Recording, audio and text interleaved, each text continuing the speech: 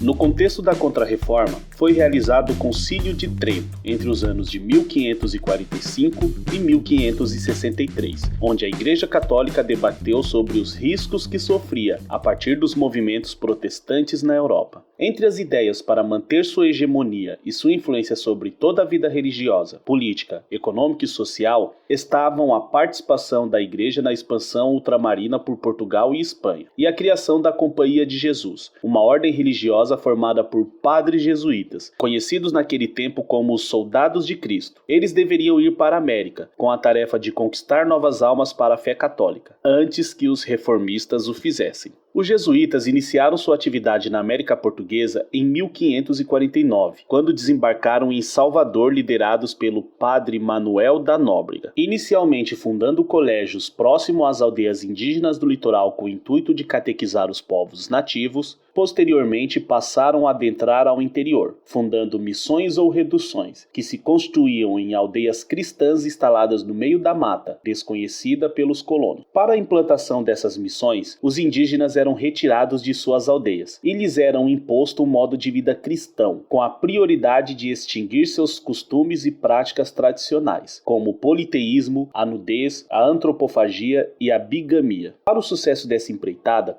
isolava-se totalmente a missão, impedindo o contato dos indígenas aldeados com os seus que preferiram não se envolver com os jesuítas, separando amigos e parentes e pais e filhos, em nome da fé cristã. O dia a dia era duro, trabalhava-se na agricultura, no artesanato, na criação de animais e na coleta de plantas e especiarias, como a extração das drogas do sertão, praticada nas missões situadas ao norte da colônia. Além do trabalho, aprendia-se música, teatro e leitura e escrita da língua geral, um dialeto surgido da mistura das línguas indígenas com a língua portuguesa. Além de trabalhar com os indígenas, os jesuítas se dedicavam também à educação dos filhos da elite local, sendo os pioneiros na educação brasileira e fundando colégios por todo o território. Enquanto os jesuítas viam nos indígenas seres puros e inocentes e novas almas para a fé cristã, os colonos os tinham como mão de obra, que deveria ser escravizada para o trabalho nas atividades da colônia, assim como faziam com os africanos. A criação de aldeamentos pelos padres na intenção de pegar para si os indígenas antes que os colonos o fizessem era revestida de proteção, mas, ao submetê-los a uma rotina dura de trabalho e arrancar dos indígenas seus costumes e tradições, os jesuítas acabavam valorizando ainda mais o indígena como força de trabalho, fazendo das missões os alvos preferidos dos bandeirantes, como ocorreu no sul da colônia, região conhecida como Sete Povos das Missões, entre os séculos XVI e XVII. A política indigenista instaurada em meados do século XVI possuía duas vertentes principais: o domínio sobre a força de trabalho dos nativos e a apropriação das terras ocupadas pelos povos locais. Se de um lado a igreja pressionava a coroa portuguesa para criar leis que impedissem a escravização dos povos indígenas, por outro prevaleciam os interesses econômicos dos colonos, que se utilizavam de estratégias diversas para a dominação, dentre elas o incentivo ao confronto bélico entre grupos inimigos, o estabelecimento de relações de troca e alianças e a interferência nas relações de parentesco. Os indígenas acabaram sendo vítimas tanto dos jesuítas quanto dos colonos. Apesar da face religiosa e da boa intenção do padre, ele também contribuiu para o seu extermínio, que resultou na drástica diminuição das populações entre os séculos XVI e XVII,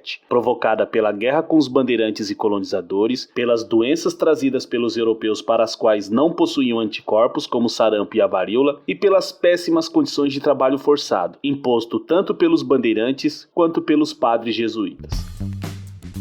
Muito bem, termina aqui nossa videoaula. Espero que ela te ajude em seus objetivos. Não se esqueça de curtir esse vídeo e se inscrever aqui no canal. Nos vemos em breve. Um abraço e até a próxima.